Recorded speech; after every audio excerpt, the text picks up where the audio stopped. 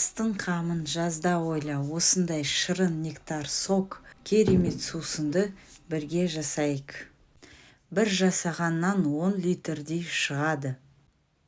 Өріктерімізді жақсылап әбден жуып аламыз. Құрамына кіретін барлық заттарды описание бөлімінде жазамын.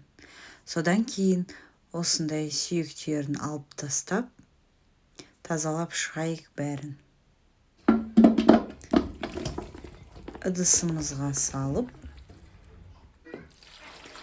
суды құямыз. Салқын суық су. Енді қайнатып 10-15 минуттың арасында.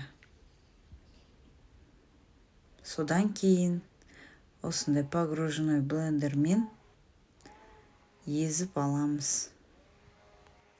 Електен сүзіп аламыз. Ішінде ұсақ түйіршіктерінен. Қасыңызда керемет көмекшілеріңіз болса, әрине сізге көмектесsin. Тез әрі жылдам тазалап шығасыз. Сосын сол ыдысымызға құйып,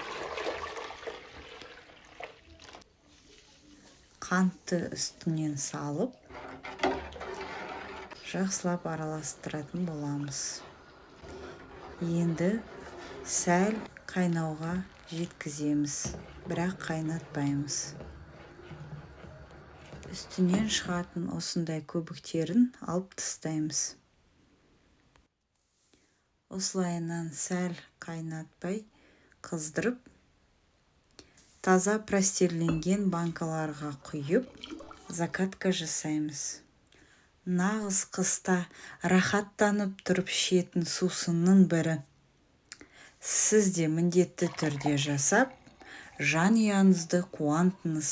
Бұндай керемет шырынды дүкенмен салыстыруға мүлдем келмейді. Өте қою, осындай әп-әдемі түсі, дәмі енді одан да керемет зор боп шығады. Міндетті түрде жасап, қыста рахаттанып ішіңіздер. Сіздермен болған Алия.